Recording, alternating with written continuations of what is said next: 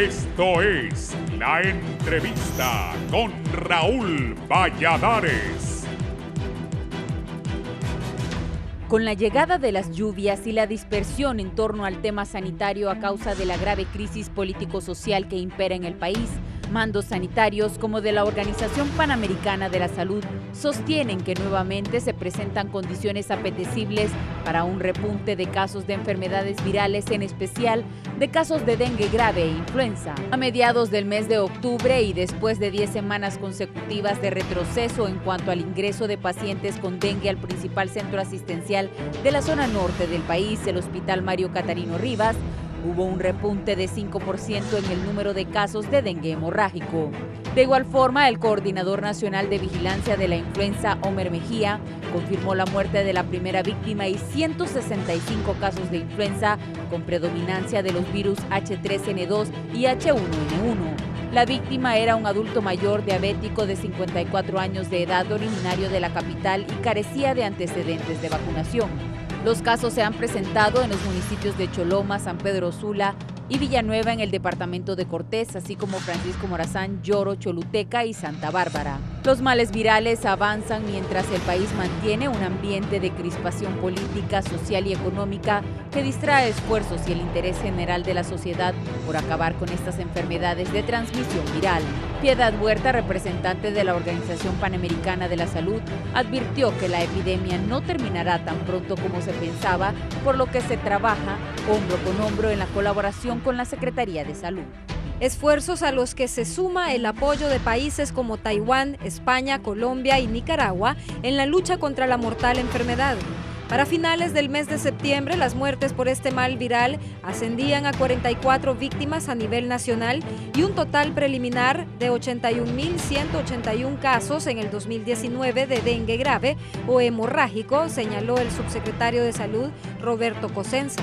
Por ahora están bajo análisis clínico las causas de muerte de otras 38 personas que presentaban dichos síntomas, especialmente en menores de 15 años de edad, según las autoridades sanitarias. Expertos en epidemiología informaron que en lo que va del año, más de 13.600 personas de todas las edades han sido atendidas a causa del dengue. De ese universo, 3.977 mostraban signos de alarma y 5.671 graves. De ese total, más de 4.000 provienen de San Pedro Sula, lo que representa el 51% de los casos, seguido del municipio de Choloma, con el 18% y 10% del sector de Yojoa. A nivel de la región sanitaria departamental de Cortés, el área geográfica más afectada del país, se contabilizan en total de 22.504 afectados por el virus. Mientras tanto, en ese sector del país se continúa con las labores de fumigación y abatización de pilas y otros depósitos de agua, particularmente en el municipio de Cofradía, Cortés, que acumula la mayor parte de casos. Las labores de fumigación se extienden a sectores como la Sandoval Sorto, Ojo de Agua y San Juan Bosco, además de la zona de Rancho Manacal. Los síntomas que presenta la enfermedad son fiebre, dolor de cuerpo y de cabeza, vómitos, dolor abdominal y sangrado.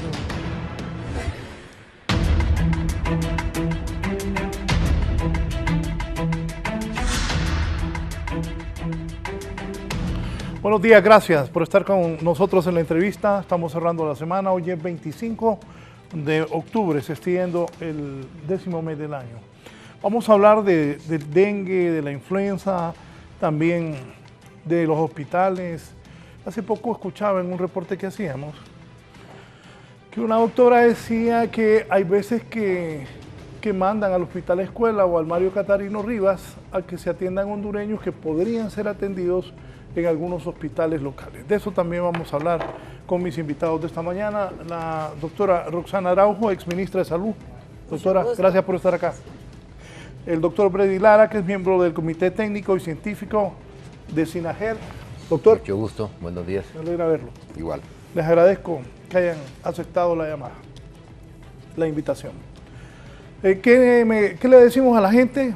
Hoy, repito, 25 de octubre, las estadísticas más recientes acerca de las enfermedades virales en esta época del año en el país y también el dengue, cómo nos ha afectado. Y eso que siempre decía yo, el dengue mata, Y bueno, desgraciadamente los hondureños no hacemos mucho caso.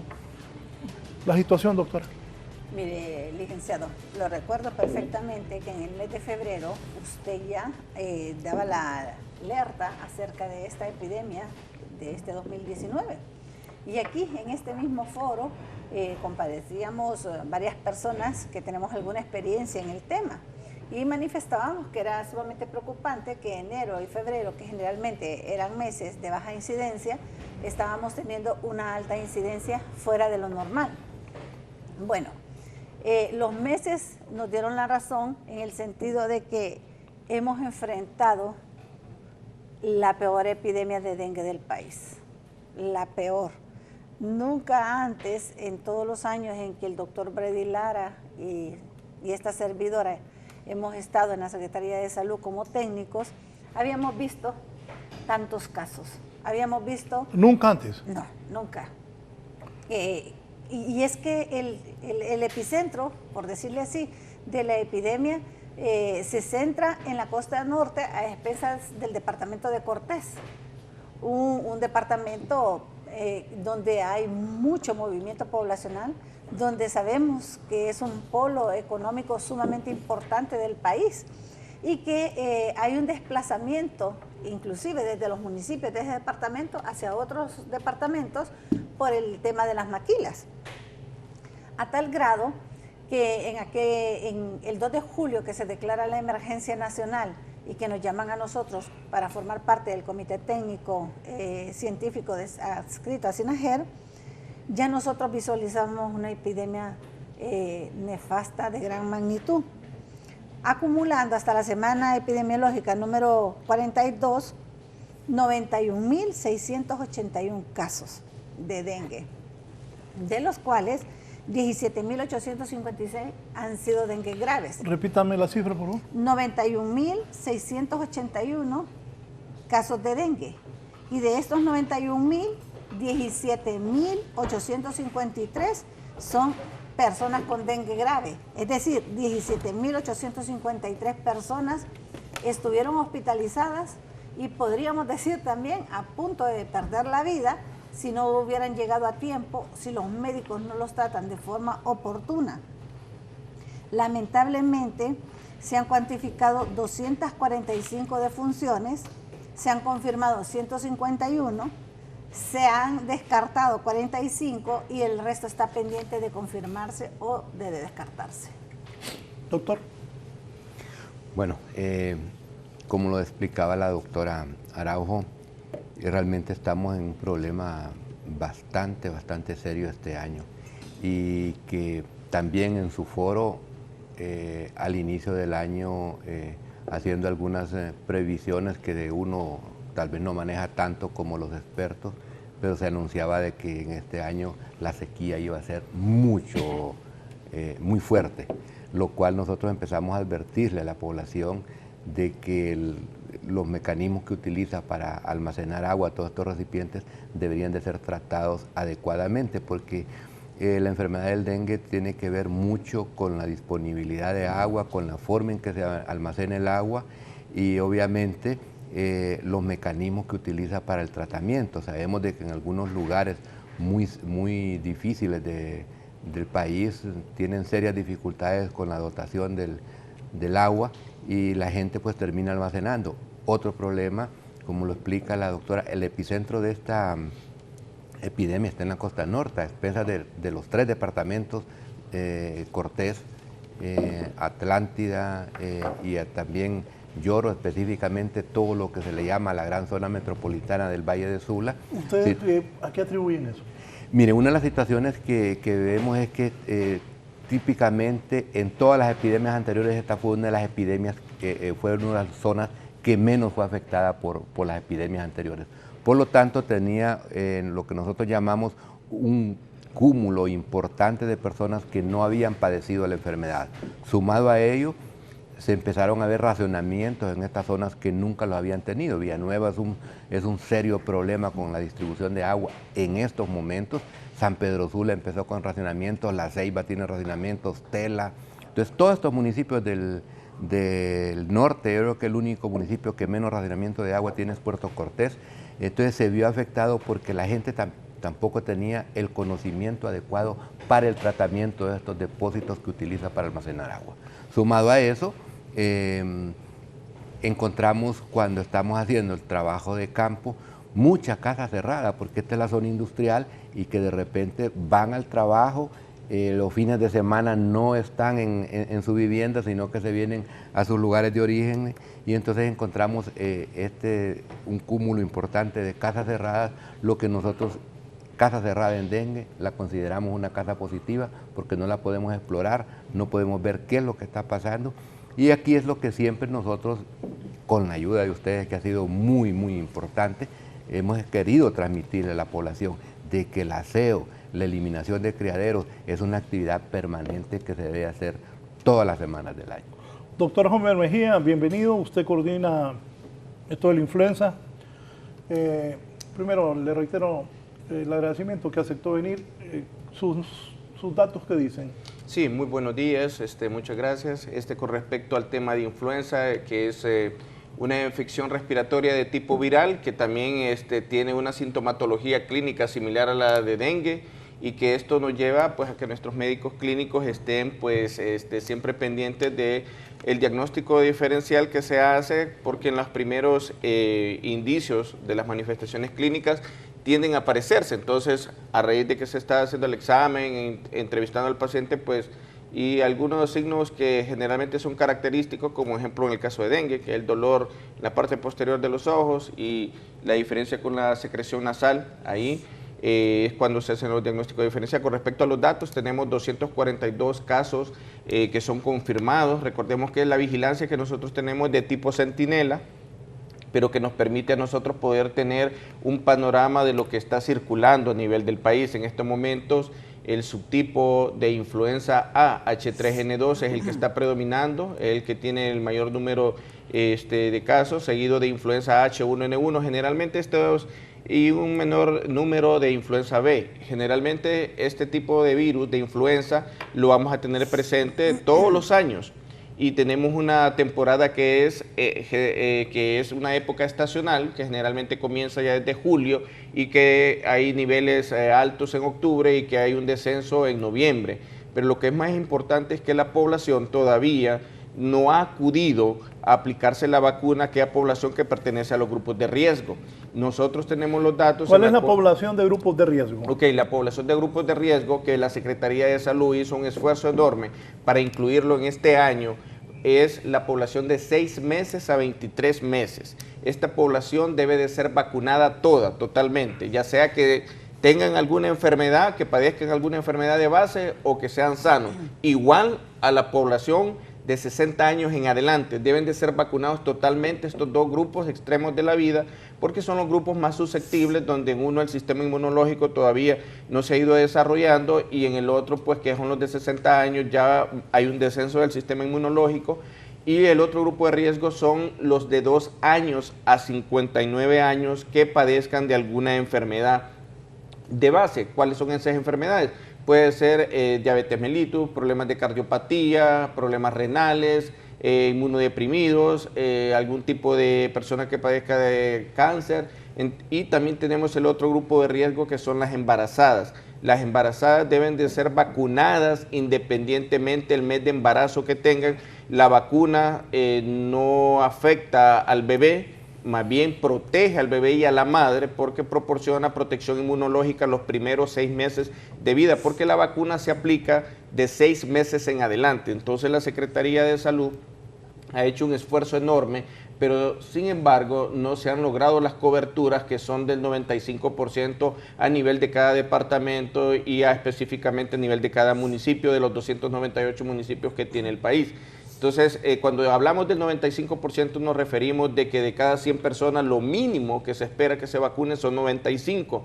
Y en este momento hemos estado viendo que con el programa ampliado de inmunizaciones, que el grupo de 6 meses a 23 meses y de 60 años en adelante, las coberturas andan en 60%, de 95.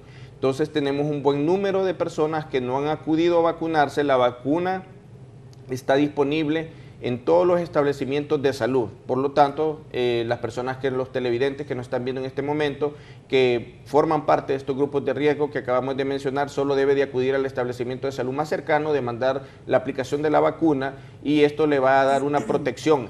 Lo que es importante siempre decirle a las personas, que una vez aplicada la vacuna contra influenza estacional o de la gripe, hay que esperar 14 días para que el organismo desarrolle anticuerpos que son de defensa contra este tipo de virus. Porque ¿qué es lo que puede ocurrir en estos 14 días que está esperando que se generen anticuerpos? La persona de repente ya tenía el virus y estaba incubando, y después de haberse aplicado la vacuna empieza a generar sintomatología de gripe y a veces le achacan que la vacuna no sirve, que es de mala calidad. Entonces esto es muy importante explicarle a la población porque siempre ocurre esos comentarios, sí, que yo me apliqué la vacuna ayer y mira, 3 días y ya estoy con gripe. Entonces es fundamental esto, tenemos vacuna disponible, tenemos el tratamiento también a nivel de los 31 hospitales del país, de los Celtamivir. Esto todavía nosotros monitoreamos cuánto es lo que se está distribuyendo en cada hospital. En este momento nosotros con respecto al manejo de casos de influenza a nivel hospitalario se encuentra disponibilidad el tratamiento. Es muy importante mencionar también que los grupos ahorita que tenemos con mayor número de casos, en primer lugar es el grupo de 1 a 4 años, seguido del grupo de 5 a 14 años y en tercer lugar los menores de 1 año. Vemos que el grupo de 5 a 14, que es un grupo pues que está en una edad escolar, si tenemos un incremento de casos de influenza similar a los del año anterior, que tuvimos prácticamente el doble o un poco más del doble, el triple podríamos decir de lo que está ocurriendo hoy, vamos a tener repercusiones porque se saturan los sistemas tanto ambulatorios como hospitalarios, hay un ausentismo escolar y un ausentismo laboral y hay un impacto en la economía del país. Doctora, usted decía al inicio que nunca antes se había visto esto. Pues explíqueme a los hondureños ahora qué debemos de hacer, porque si esto nunca había pasado y con este año, Dios primero entendamos y no pase lo mismo o peor el próximo año. No, esa es una pregunta sumamente importante y esto marca un antes y un después. Es decir, esta gran epidemia nos ha dejado un enorme conocimiento en cuanto al comportamiento del dengue, pero también nos ha dejado miles de susceptibles, o sea, agregados a todos los que ya venimos arrastrando. No creo, licenciado, y yo lo he estado platicando con el Comité Técnico Científico, que volvamos a tener semanas epidemiológicas donde cuantificábamos 50 y 100 casos semanales, como en un margen de seguridad. De hecho, a pesar de todo el esfuerzo que se ha hecho desde el nivel ejecutivo para poder controlar esta epidemia, en las 10 semanas que al grupo técnico científico se le dieron para hacer eso, el descenso ha sido tan lento, pero tan lento, que nos va a tocar unas 15 semanas llegar a la base de la epidemia. Pero vamos a terminar el año con una cantidad considerable de casos, que podría ser entre los 500 y los 700 casos semanales. 500 y 700 casos semanales. Cuando generalmente terminamos entre 50 y 70 casos. Entonces vamos a terminar entre 500 y 700 casos semanales. ¿Qué significa eso? ¿Significa una epidemia? Significa que continuamos con el brote epidémico importante. De hecho, el día de ayer, y aquí lo voy a mencionar, hubo una reunión de todos los ministros que conforman el SINAJER, y al Comité Técnico se nos dio la oportunidad por parte del ministro Rubí y del ministro Tito Cardona de poder hacer una presentación de el avance de cómo se ha ido controlando y cómo va lo de la epidemia. Y nosotros manifestamos eso, estamos contra el tiempo. Estamos en la semana 43 y son 52 semanas. Ya en diciembre prácticamente el trabajo es mínimo, porque la gente ha estado todo el año en epidemia, que la mayoría se les tiene que autorizar sus vacaciones, se les tienen que dar sus días compensatorios de trabajo por esos sábados y esos domingos. Entonces prácticamente solo tenemos 5 semanas para un trabajo intenso para el control del vector. El día de ayer ya se nos instruyó para que nosotros a partir del lunes de la próxima semana presentemos el plan de acción del 2020, de cómo vamos a estar, cómo vamos a iniciar y cuáles son las necesidades que vamos a tener. Una de las grandes ventajas es que en el transcurso de esas semanas de julio y agosto se pudo equipar a las regiones de salud porque estuvieron desabastecidas, estuvieron sin equipo, estuvieron sin insumos y eso pues hizo que la epidemia no solo estuviera circunscrita en lo que es Cortés, sino que estuviera en todo el país, como lo hemos visto. En el 2010, la epidemia del 2010 tuvo una característica particular. Estuvo en el Distrito Central. El 80% de los casos fueron en el Distrito Central. Se controló la epidemia en 7 semanas. El descenso se logró prácticamente en ese tiempo. Se mantuvo una actividad enorme.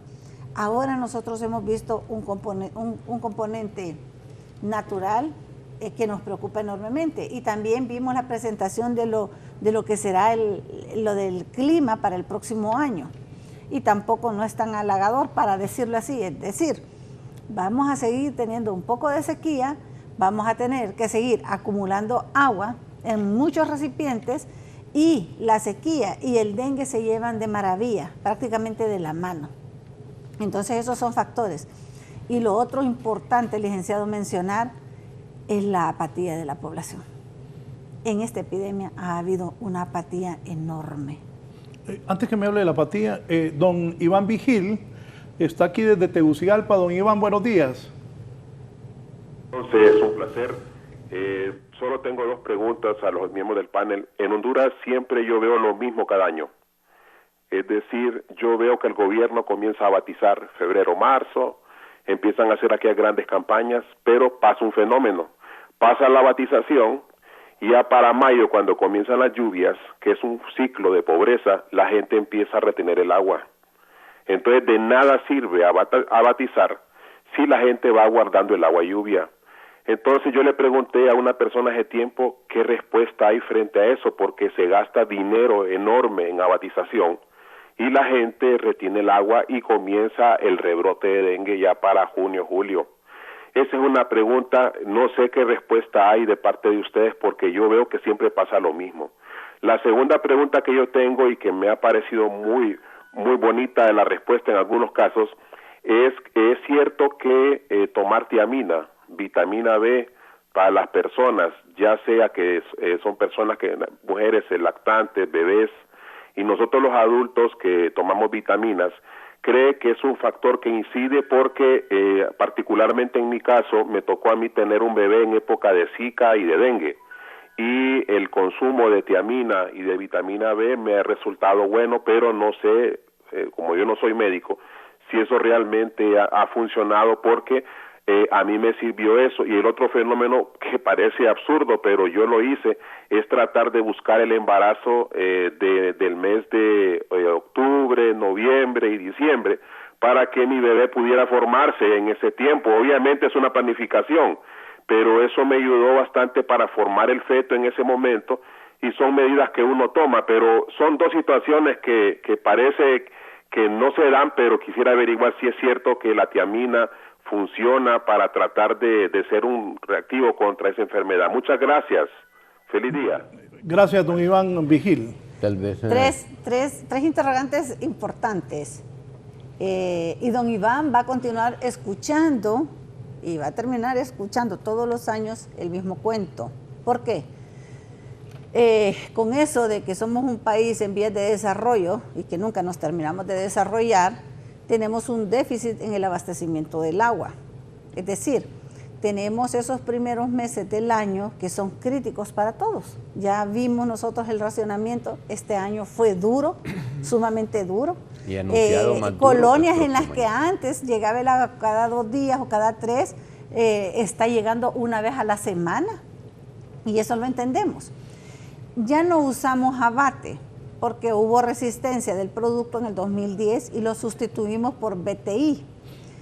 El BTI es un excelente producto larvicida, mata el 100% de las larvas que estén en el recipiente. El gran problema del BTI, aparte del costo, porque es un costo alto, es que se tira a granel, no se puede embolsar porque son mínimas las cantidades. Y entonces, esa pila, ese recipiente al que se le pone BTI hoy, pero que si mañana me llega agua a mí y yo lavo ese recipiente, se va por el desagüe y yo quedo sin el herbicida en la pila. Desde el punto de vista técnico del Comité Técnico Científico adscrito a SINAGER, estamos viendo alternativas de algunos herbicidas que se han usado ya en muchos países del mundo, inclusive aquí en Latinoamérica, cerquita, en Centroamérica, Costa Rica, que se llama Spinosad.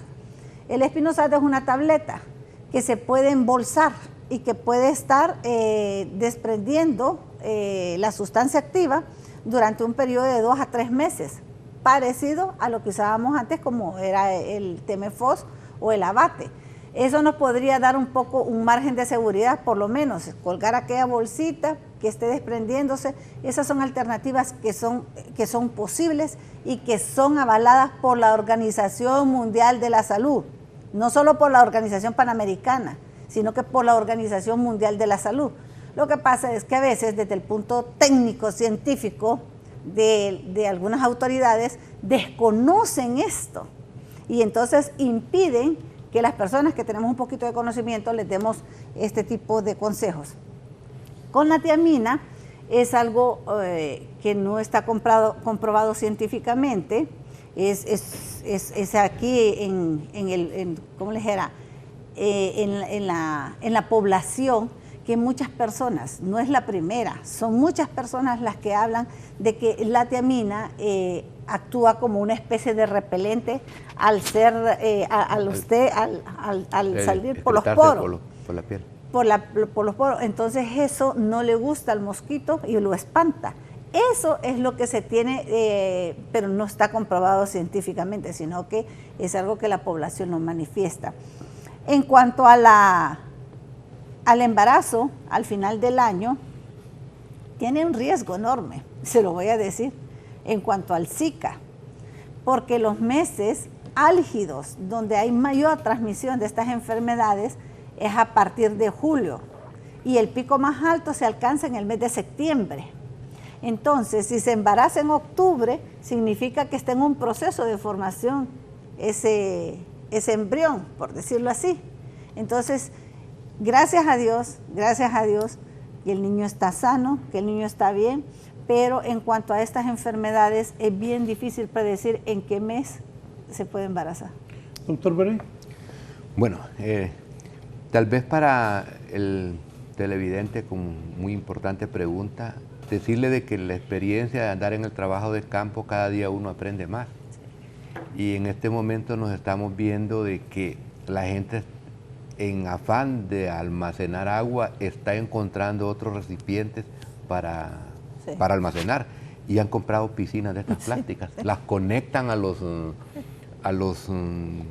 tejado, a los canales para almacenar agua, para utilizarlas para el jardín, para los sanitarios y para todo. Esto implica de que tenemos que empezar a buscar estrategias educativas, porque esto tiene que estarlo lavando. Y la otra situación es que sabemos que casi todos los recipientes que la gente utiliza es el barril, que es de metal en su mayoría, algunos son de plástico, y la pila, que es de cemento, que son los criaderos permanentes que nosotros llamamos.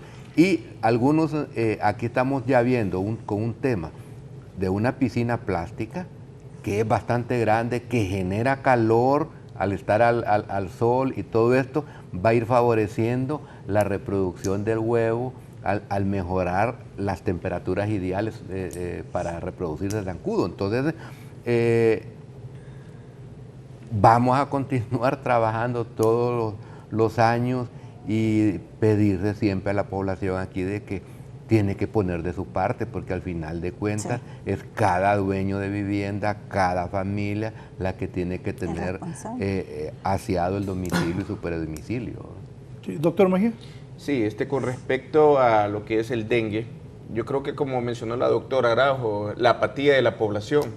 Es muy importante no bajar la guardia, no doblegar, porque aparentemente estamos viendo que sí ha ocurrido en este último mes un descenso del número de casos. Los casos van a seguir apareciendo siempre de dengue, pero lo que no queremos en la población es que ocurran muertes, que es lo que nosotros, dentro de todo el esfuerzo que se está haciendo a nivel de país, para poder disminuir lo que es el número de muertes con respecto a dengue. Entonces, decirle a la población que siempre al presentar la sintomatología, lo que es fiebre, dolor en las articulaciones, dolor muscular y sobre todo cuando hay dolor en la parte de atrás de los ojos, pues ya estar sospechando de que puede ser lo que es dengue y acudir al establecimiento de salud más cercano, porque el problema es que a veces se quedan en casa, se automedican y llegan al hospital ya en una situación ya bastante delicada y que a veces es muy difícil poder recuperar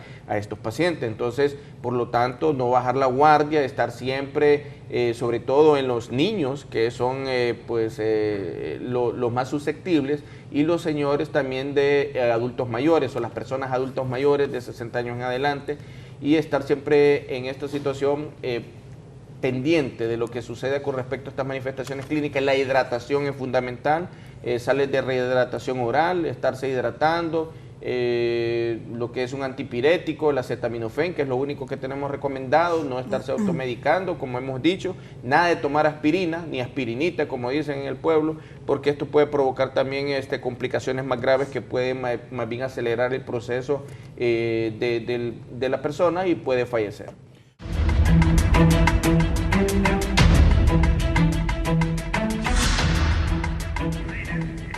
Bien, continuamos.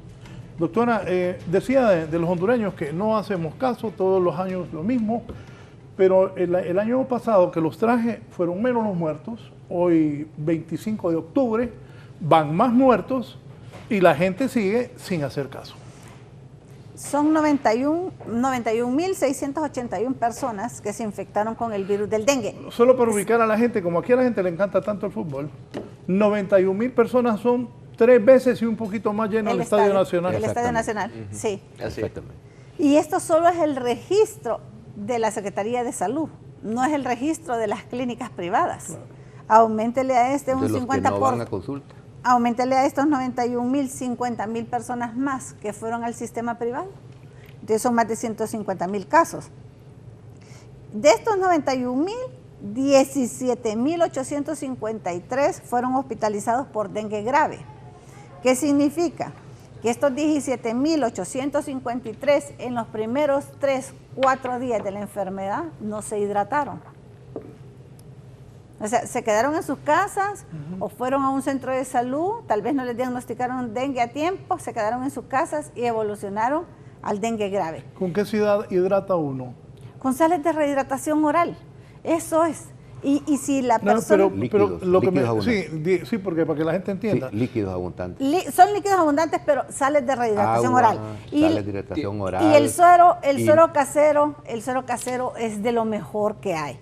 Y no está en el otro mundo. Usted tiene agua, si no tiene agua potable, porque viene del grifo, hierva 1 litro de agua. Póngale 2,5 cucharaditas de azúcar. Póngale 1 cucharadita de sal y 7 gotas de limón. Y las 7 gotas de limón no es porque uno quiere que sepa a limonada, que le van a echar un limón completo, sino por el potasio, para restituir potasio. Eso es el suero casero, esa es la formulación de cualquier suero especial. Y es difícil, no es difícil. Entonces, estas 17.853 personas que se ingresaron en los hospitales, que abarrotaron el Catarina Rivas, que abarrotaron el Hospital Escuela, que abarrotaron el Atlántida, el Seguro Social, el Hospital de Progreso. Estas personas no tenían que haberse hospitalizado, porque desde el momento en que a usted le dicen en los primeros 2 días que usted tiene dengue, usted se tiene que hidratar. Eso ha sido parte de la campaña educativa que no ha sido sostenida, sino que ha sido solo en momentos de emergencia. ¿Por qué pasa eso? Por el presupuesto. Por el presupuesto. Las campañas de comunicación, si bien es cierto, son formidables y, como dice la palabra, educan, tienen un alto costo. Y generalmente la Secretaría nunca ha tenido un rubro para tener una campaña sostenida, sino que solo lo hace en momentos de crisis. Y eso pues también fue una de las fallas que tuvimos en este año durante la epidemia. Aunque usted entrevista a cualquier persona y la persona le recita los signos y síntomas del dengue, le dice qué es lo que debe de hacer, le dice cuáles son los criaderos, pero al momento de ponerlos en práctica se olvida todo eso. Licenciado, y otra cuestión importante que hay que decirle a la población para hidratarse es que tiene que utilizar agua, sopas, los alimentos que dispone en su vivienda, refrescos, pero refrescos naturales con las frutas de temporada, y no utilizar todo este montón de refrescos embotellados, enlatados que suceden.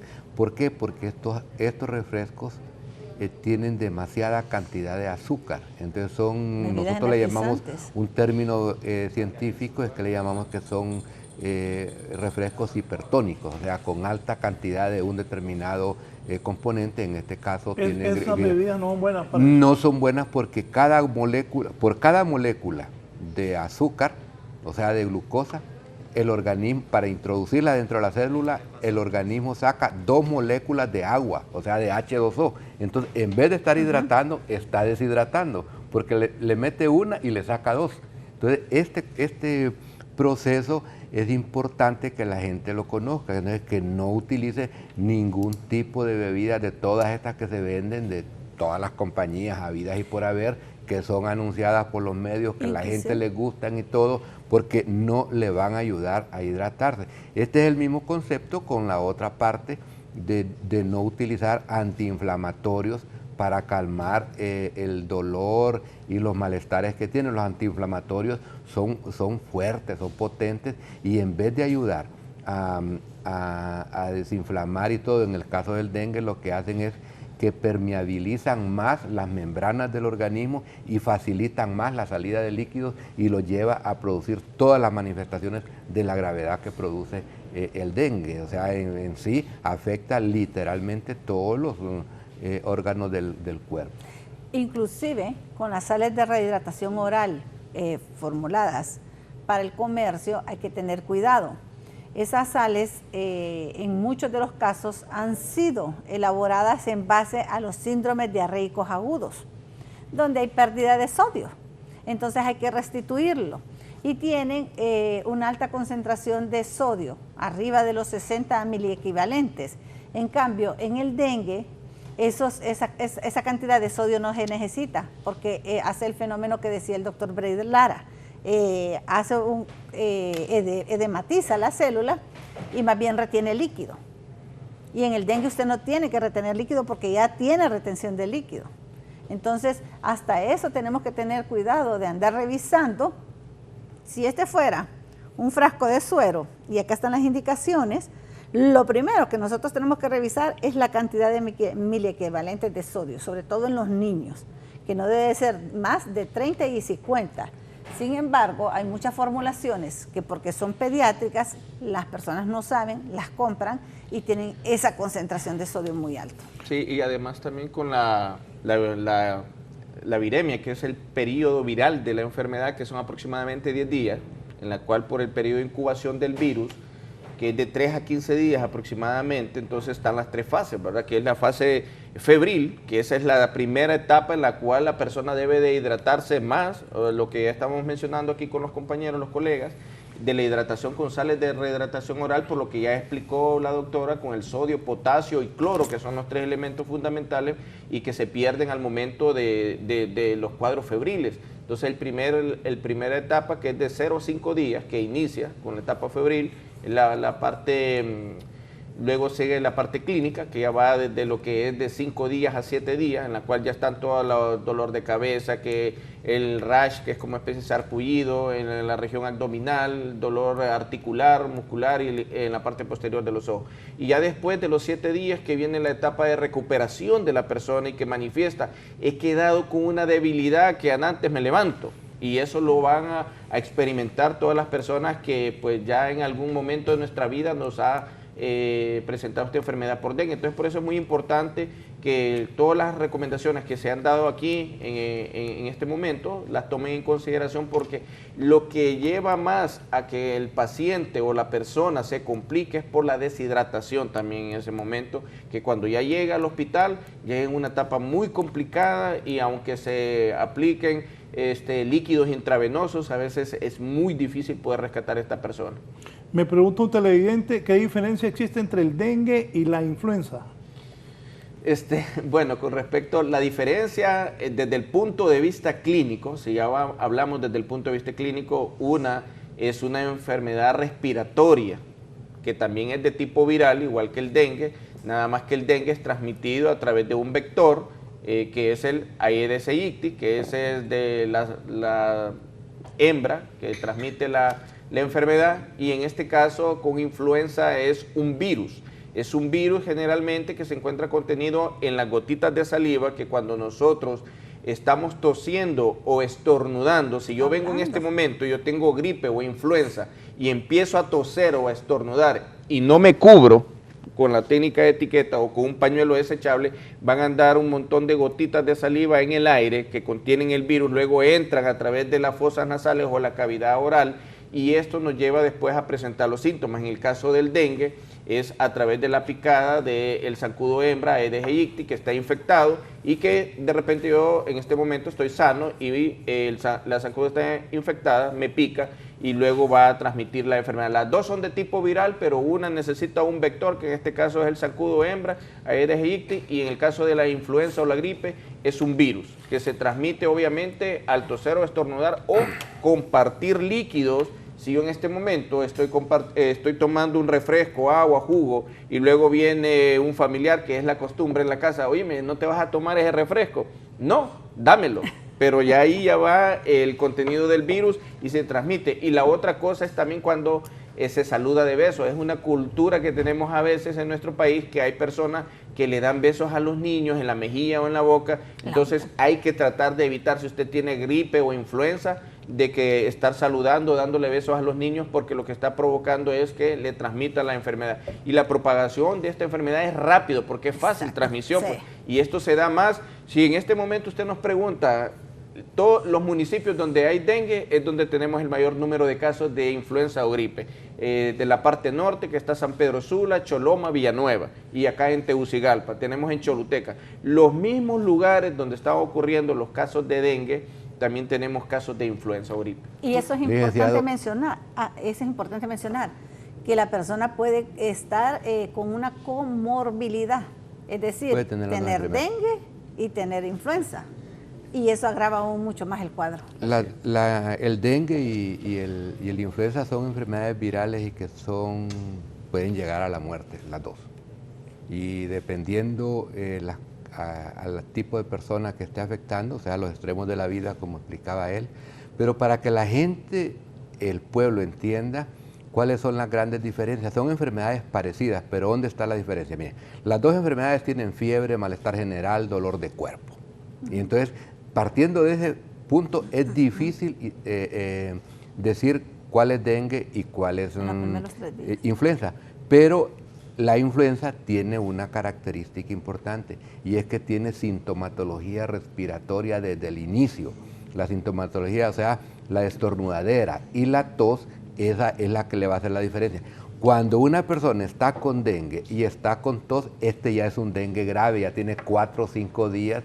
¿Y qué está? ¿Por qué? Porque las células del sistema respiratorio se han inflamado, ha salido líquido hacia los espacios libres dentro de la cavidad pulmonar, y entonces es donde empiezan las manifestaciones de tos. Antes de eso, en un dengue no va a encontrar esta enfermedad. Ahora, sí puede tener la posibilidad de tener las dos enfermedades, como le explicaba la doctora Arao.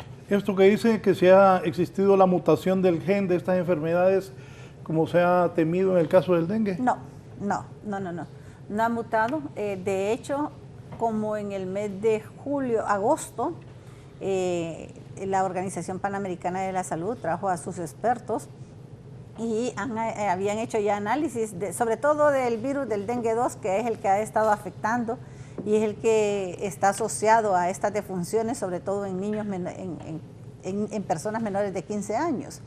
no ha habido ninguna mutación, sigue siendo igual. Lo que pasa es que dentro de los virus también hay cepas, o sea, hay una variedad de cepas. Puede estar circulando el virus 2, que es hasta donde nosotros como país podemos determinar a través de las pruebas de laboratorio, de PCR o de aislamiento viral. Sin embargo, ya saber qué cepa es la que está circulando, eso ya no tenemos esa capacidad. Eso lo hace el CDC de Atlanta cuando uno le manda muestras para ver, porque dentro, vaya, en el pasado hablábamos del serotipo 3, epidemia del 2002.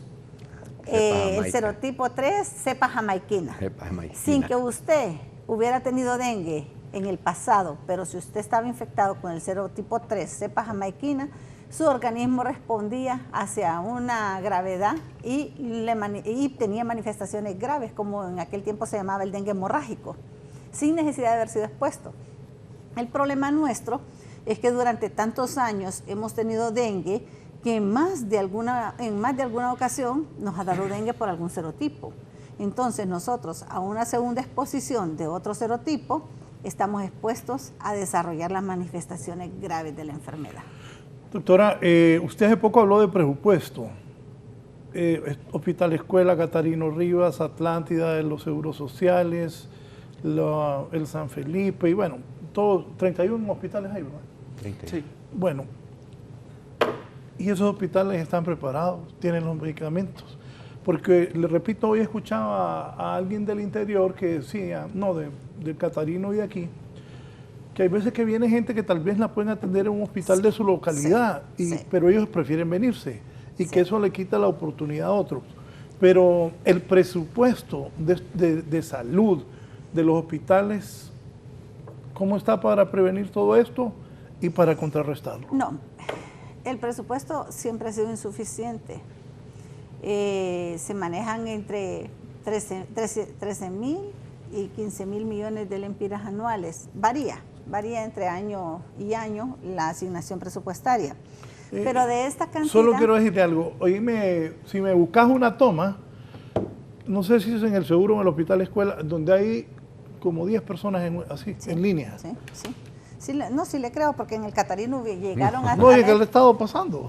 Llegaron a ver 100 personas en la emergencia, en el Catarino, en esta emergencia de dengue. Una emergencia que de repente, primero, segundo y una tercer emergencia piso que de estaba repente lleno. es para 35 personas. ¿Y ustedes qué pensaban en ese momento? Se abrieron las clínicas de dengue para paliar un poco esa demanda. O sea, eso se hace y se ha hecho en los 100 otros... personas en la emergencia del Catarino. Sí. No cabía. Solo por dengue. Sin echar en cuenta las otras. Solo por dengue. Solo por dengue, 100. En un día cualquiera llega el Catarino y hay 100 personas ingresadas con dengue grave. Pero parte de esto, licenciado, es también algunas situaciones especiales que han habido en la costa norte, que de algunas zonas les cuesta pero salir. Pero lo que él dice es cierto, Brady. Sí, no. O sea, el presupuesto se ve socavado no ajusta. Con epidemias en los hospitales. Entonces, eso es lo que más o menos quiero más concluir. Entonces, en esta epidemia, con este montón de pacientes graves de dengue, la necesidad para los hospitales de presupuesto ha sido grande. ¿Por qué? Porque otros años se han atendido por debajo de 1.500 pacientes con dengue grave en todos los hospitales. Pero es que ustedes son médicos y están al frente de esto. Ustedes fue ministro de Salud. Imagínense 100 en el Catarino Rivas. En la emergencia, yo conozco bien la emergencia del Hospital Escuela, es pequeña, pues. Se abrieron 2 unidades de dengue. El director del hospital, los que están médicos, los estudiantes de medicina, y ven 100 personas ahí tiradas. Mire, a eso vamos. Ahora, ¿qué hicimos? Las unidades de dengue. Nosotros le planteamos que había la necesidad de crear unidades de manejo del dengue afuera de los hospitales para evitar ese problema que usted está diciendo. Aquí en el Distrito Central se aperturó una en el Alonso Suazo, muy bien acondicionada. Se fortalecieron las 3 clippers, que eso es fundamental para descongestionar el Hospital Escuela. En San Pedro Sula, no había ningún otro espacio más que en el Leonardo Martínez. El Leonardo dio un espacio grande, lo acondicionamos como grupo técnico de SINAGER Y ahí están los pacientes. Santa Rosa de Copán. Sí, Santa Rosa de Copán. O sea, fueron aproximadamente unas 23 clínicas, unidades de dengue que se aperturaron a nivel nacional. Eso siempre se hace en momentos de emergencia. El problema está en que los hospitales tienen un presupuesto X. Cuando hay una epidemia de cualquier magnitud, de cualquier etiología, el presupuesto se ve socavado, ¿sí?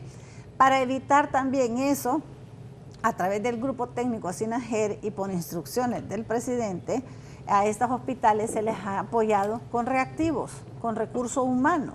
El Catarino ya, la gente del Catarino ya está, o sea, ya estaba cansada de estar turnando y de estar viendo, o sea, esa cantidad enorme, esa avalancha de pacientes. Hospital, escuela igual. Entonces se hizo eso, se prolongaron los horarios se alargaron los horarios de atención en algunos centros de salud, porque ¿qué pasa? El sistema de atención primaria debe de estar fortalecido ante una situación, ante una epidemia de estas. Y no estaba preparado el sistema de atención primario. Entonces, por eso fue que se llenaron los hospitales. Sí, porque se ocupa gente capacitada. Capacitada, claro. Sí. Se ocupan camas, se ocupan medicamentos. ¿Y cómo hacen ahí? Ahí es donde nosotros decimos, el 2 de julio marca un antes y un después.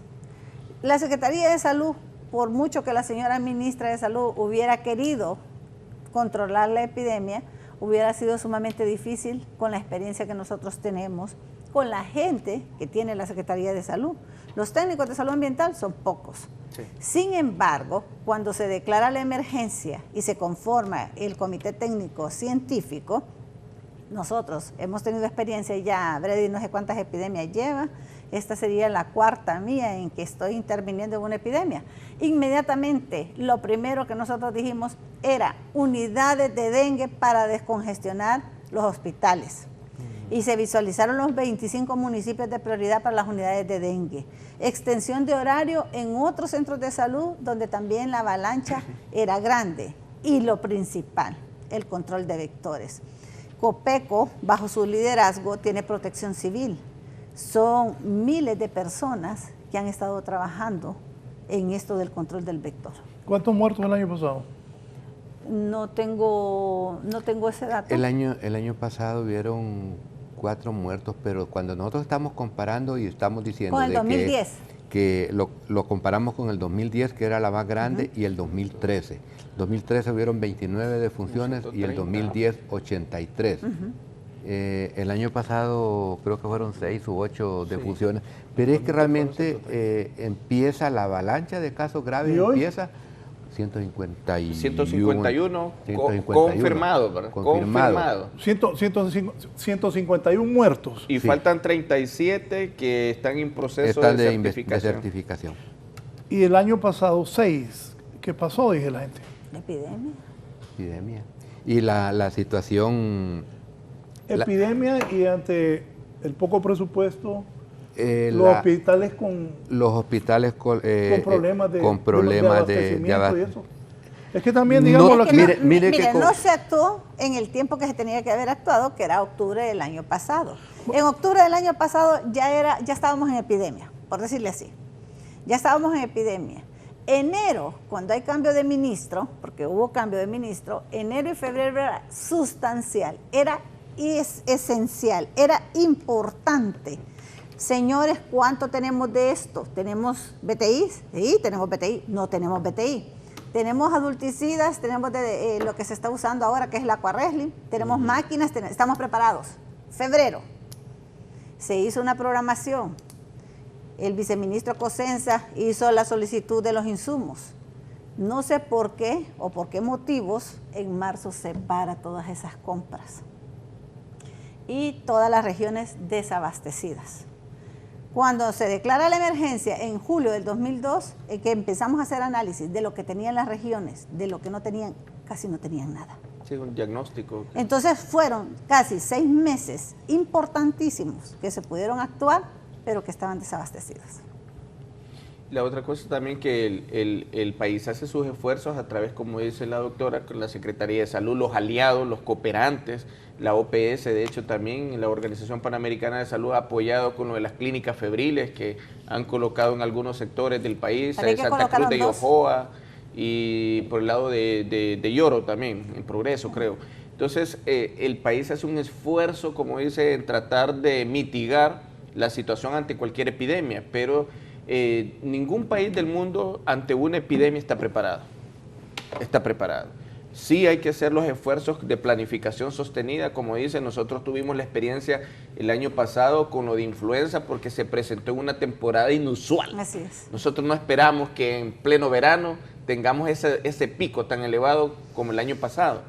Entonces ya para este año ya nosotros tenemos el oseltamivir en todos los hospitales, tenemos disposición de la vacuna, hemos estado a través de su medio, que le agradecemos, y así como otros medios escritos también y radiales, promocionando lo que es de la vacuna y las medidas de prevención.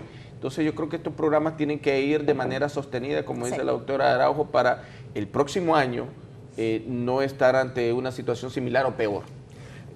Hay alguna situación, y es que predecir las epidemias no es fácil. Sí. Y la más fácil de predecir es la del dengue, porque la historia nos viene diciendo que cada 3 a 5 años se presenta un problema. De hecho, pero ahora yo no diría que nosotros tendríamos cada 3 o cada 5 años. Nosotros todos los años estamos en riesgo. No, ahora es que las condiciones van favoreciendo para mantener, para incrementar los riesgos y que se pueda dar... aumentar los susceptibles, tal vez. Y que se den las condiciones para que se dé la epidemia. Pero se había hecho un esfuerzo y se dijo en algún documento por ahí de que el 2018 podía ser un año epidémico. Pero todos esperamos las epidemias en el mes de mayo en adelante. Julio. No terminó en el último trimestre del año, cuando los problemas vienen en resolución, y entonces venimos a ver algunas situaciones que son los comportamientos de las enfermedades son difíciles. El año pasado, un brote de influenza al inicio del año que no se esperaba, epidemiológicamente no era compatible, pero se dio.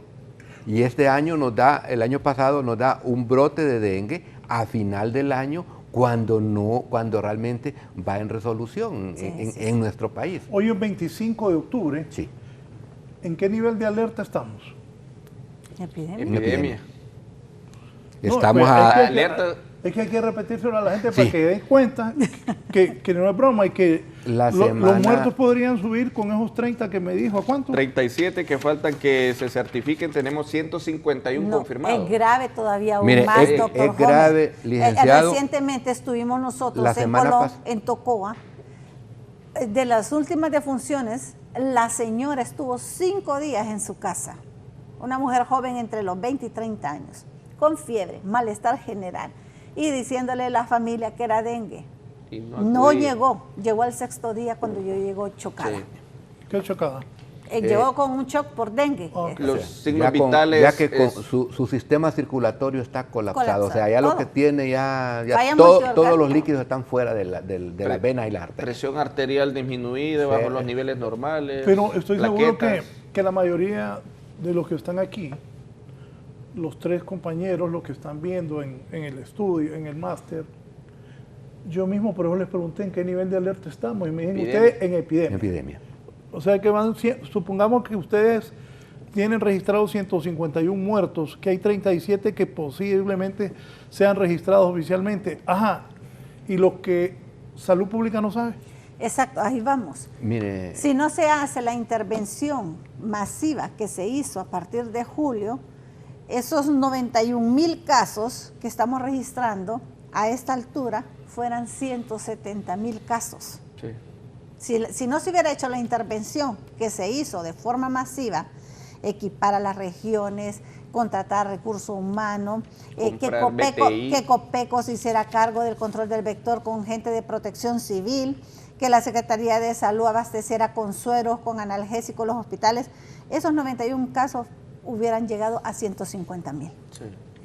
Y cuando usted dice cómo estamos, la semana pasada, la 42, se notificaron 2.455 y nuestras aspiraciones es que llegáramos debajo de 500, que lo dudo a final del año, así como lo explicó la doctora al inicio. Entonces, esto a la población hay que decirle, hay que continuar haciendo la eliminación del criadero. Todo recipiente que no utilizamos hay que eliminarlo y tratar el criadero, o sea, el depósito permanente, la pila, el barril, la cisterna. Entonces tenemos que hacer la limpieza adecuada. Ahorita que está lloviendo, esos canales de agua que tenemos están limpios, están corriendo. Si no están corriendo, esos son criaderos, de ahí los tenemos. Y si tenemos, ¿qué implica esto? Con tener 2.455 casos, tenemos alta transmisión. ¿Qué implica alta transmisión? Virus abundante en personas y en zancudos que andan volando, que se han infectado al picar a una persona enferma. Las instrucciones son claras.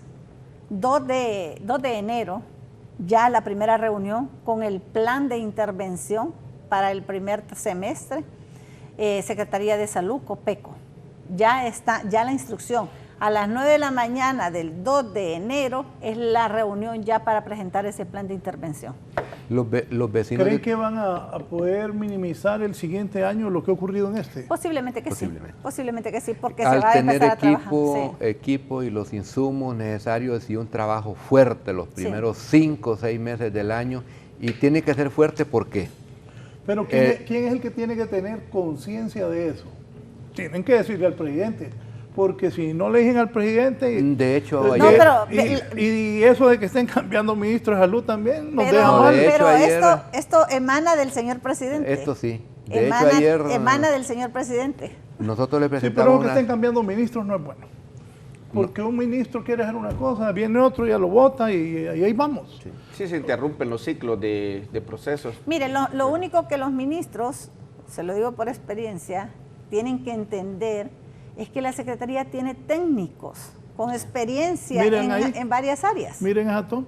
Sí. O sea, que no es necesario que un ministro no sepa todo, porque no es así también, pero hay técnicos dentro de las instituciones que los pueden orientar. Pero eso es desde lógica elemental, que uno busca a la persona que sabe. No, pero hay ministros que no lo hacen. No lo hacen. No lo hacen. No aceptan. Exacto. Hay que sacar la lista y denunciarlos por tontos. Porque, por ejemplo, yo llamo a estos muchachos, que yo de eso no lo manejo, llamo a Germán, al que sabe. Pues. Así es. Pero uno no, si uno no sabe todo, pues. Así es. O sea, yo creo que hay... Presos deberían ir los irresponsables. Díganme, y en relación al resto de países de Centroamérica, ¿cómo estamos? No, nosotros estamos en el primer lugar. El problema ¿Cómo? En el primer lugar. No, mire, en primer lugar a nivel de América Latina está Brasil, que es país grandísimo. No, de Centroamérica. Después viene Colombia, está Nicaragua y está Honduras. Son los 4 países que estamos... ¿Quién tiene más, Nicaragua o Honduras? Nicaragua tiene más que Honduras ahorita. En casos de dengue grave. No, de dengue en general. Ah, bueno. ¿Y dengue grave? Que Honduras. Nosotros sí. En dengue grave, nosotros tenemos más casos que Brasil. O sea, mire, nosotros tenemos el 80% de los casos de dengue grave de América. Y dígale a la gente, el dengue mata y nosotros, el dengue grave mata, tenemos más que Brasil. Sí. Nosotros, mire, de cada 100 casos de dengue grave, en América Latina, 80 son de Honduras. O sea que Brasil, con la mayor con los 220 millones de habitantes que tiene con Brasil, más población que Honduras, nosotros tenemos más casos de dengue grave y tenemos más fallecidos que Brasil. Tal vez ahí se preocupan, ven.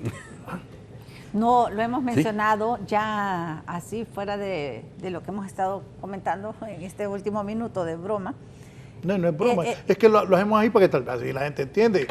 Yo sé que es el sarcasmo. No es esa forma. Yo sé que es el sarcasmo, pero sí, el dengue mata, señores. Y lamentablemente en esta epidemia, de esos 151 personas que tenemos cuantificadas, el 80% son niños. Sí. Son niños que la responsabilidad fue la de los padres. Menores, o sea, aquí no van a culpar a un médico, no van a culpar a la Secretaría de Salud, no van a culpar al gobierno porque esta es responsabilidad de los padres. Sí, la mayoría está concentrada en los menores de 10 años y como por eso decíamos en su programa, en el transcurso, tenemos que estar pendientes con esto, con los niños sobre todo, porque ellos a veces, sobre todo los menores de 5 años, que no tienen la facilidad de poder expresar me duele aquí, tengo calentura, entonces uno tiene que estar pendiente, hidratándolo, ir al establecimiento de salud más cercano, no quedarse en la casa, porque ese es el mayor problema, se quedan en la casa y luego recurren también a medicinas tradicionales, vamos a hablar popularmente, y está empachado, y vienen y le dan un laxante, lo terminan de matar más porque necesita hidratación, y le van a dar un laxante para que termine de deshidratarse. ¿Y esa sobada que le dan? Sí.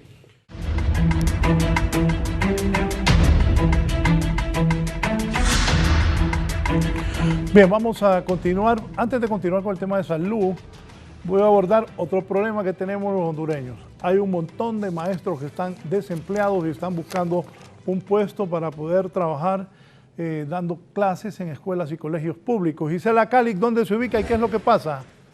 Gisela, buenos días, adelante. Así es, muy buenos días, licenciado y televidentes de la entrevista, por supuesto, a sus panelistas. Nos encontramos ubicados en el Instituto de Educación Científica y Ecológica, más conocido como INICE, aquí en la colonia Luarque, al sur de la capital, cuando este día centenares de maestros han acudido hasta este sitio luego que las autoridades gubernamentales a través de la Secretaría de Educación anunciaran la creación de 5,000 plazas para maestros en los niveles de prebásica, básica y media. Vamos a consultar de inmediato a los maestros.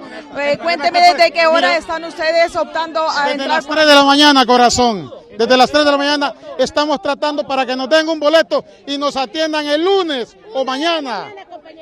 ¿Me entiende? Yo estoy desde las 3, hay compañeros que están desde la 1 de la mañana o desde ayer. Esta gente es la que van a organizar para mañana y para el próximo lunes. Y hay malestar en algunos porque otros manifiestan que vienen... Prácticamente, señor, el hondureño tiene una cultura de no respetar el orden.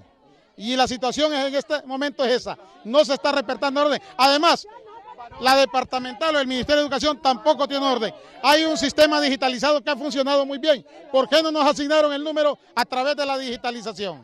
Y no hubiera este problema. ¿De dónde viene? Nosotros venimos, de todo el interior del país. Hemos dejado abandonados a nuestros estudiantes. Muchos compañeros vienen del Paraíso, vienen de Copán, porque todo se está centrando aquí en Tegucigalpa. ¿Su nombre?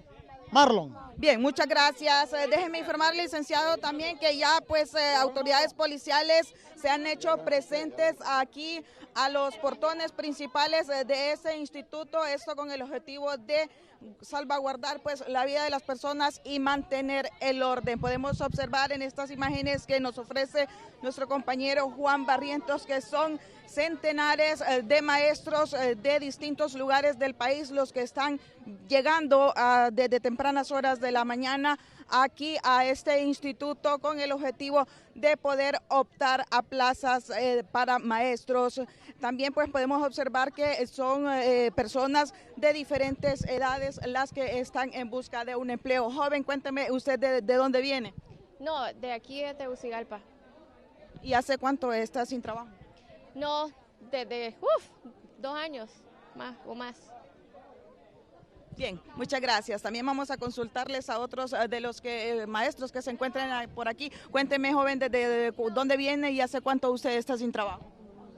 No, estamos aquí siempre desde Francisco Morazán y hemos estado esperando desde muy tempranas horas acá, pero hay una mala organización por parte de las personas que están dirigiendo todo esto y aquí estamos esperando resultados.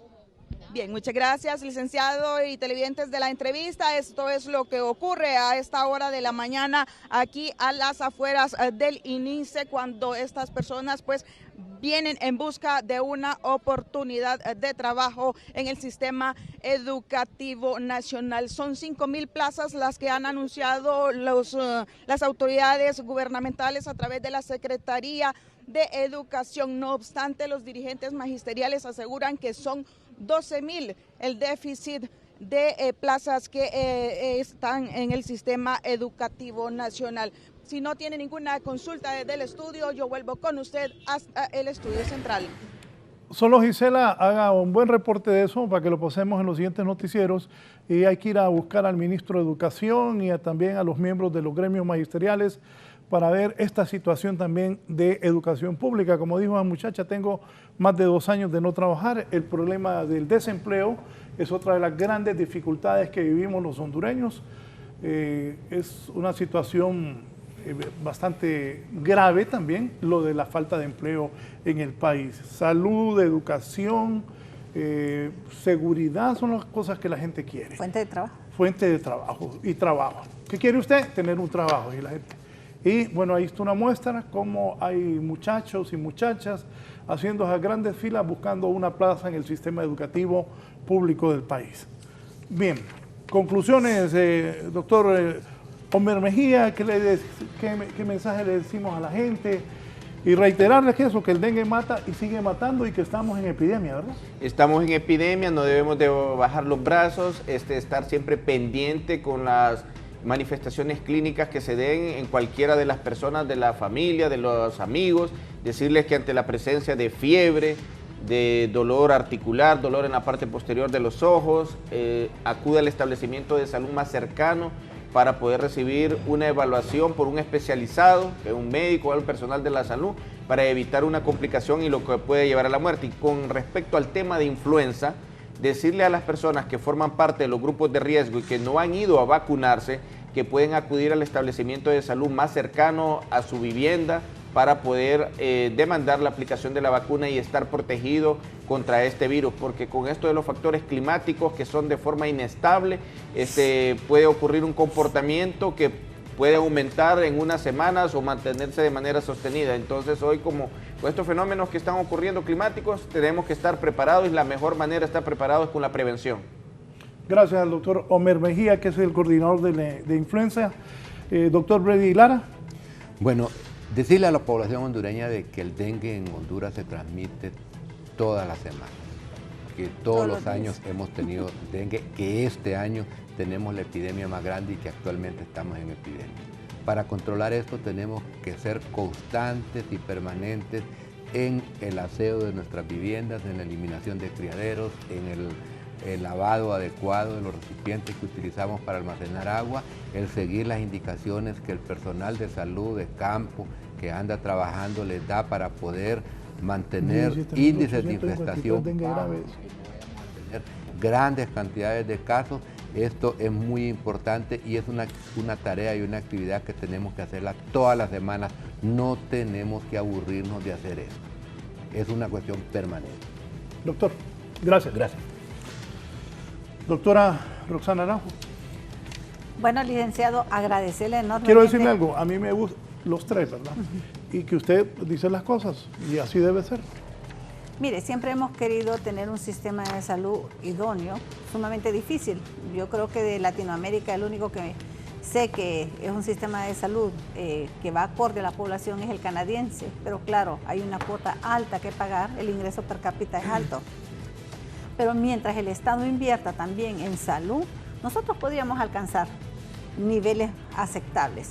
En el caso del dengue, decirle a la población que el 70% de las acciones para prevenir y controlar el dengue está en nuestras manos, está en nuestras viviendas. Ni con todo el ejército, ni con la policía militar, ni con todo eso que ha salido ahora, podríamos llegar a todas las viviendas del país. La casa es responsabilidad nuestra. El dengue está en nuestras viviendas. El mosquito deposita sus huevecillos en las pilas, en los barriles, en cualquier recipiente de nuestras casas. Algo que fue impresionante que dijeron ustedes aquí es que tenemos dengue grave más que en Brasil. Exacto. ¿Por qué? Porque nos hemos descuidado. No vamos al centro de salud, no vamos a la asistencia sanitaria de forma oportuna. De esos 91,000 casos, que 17,000 personas se hayan puesto graves con manifestaciones de la enfermedad, de que los tenga en un riesgo de muerte, es lamentable, porque el tratamiento del dengue es fácil, es hidratación, abundantes líquidos, reposo. Si nosotros hiciéramos caso de eso, no llegaríamos a estas consecuencias. Si viene una temporada importante para la familia hondureña y para todo el mundo, que es la Navidad, los trabajos disminuyen, la gente ha estado trabajando durante todo el año. se van de vacaciones de repente. Pero recuerden, el 2 de enero del 2020, todo mundo tiene que estar trabajando en contra del dengue. Así que nos vamos a seguir viendo en este foro y en otros. Para evitar que la epidemia sea mayor. Exacto, para poder evitarlo. Ya hay un plan de trabajo para iniciarlo desde el primer día de trabajo del 2020 con una inversión grande y poder evitar que la gente se siga muriendo por dengue. Gracias, doctora. Día del médico, el 27. Día del médico, 27/10. Felicidades a los médicos. Felicidades a los médicos. Vaya, felicidades a los tres y a todos los médicos que nos ven también. Yo tengo una hermana que es médico también. Sí, la situación en Honduras no es fácil. Qué bueno que ellos han venido a ilustrarnos cuál es la situación del dengue. Tenemos más dengue grave que Brasil, que tiene millones y millones de habitantes. Hay 91.681 casos de dengue y 17.853 dengue grave. Cuidémonos, porque si no, cualquiera de nosotros se puede morir como ya han muerto un montón de compatriotas. Buenos días, que estén bien, que tengan un feliz fin de semana y que ojalá que la visita de estos tres médicos hoy aquí a Canal 11 sirva para que tomemos las medidas necesarias para evitar que el dengue afecte a uno personalmente, a un familiar o a un amigo y que esa persona pierda la vida. Que estén bien.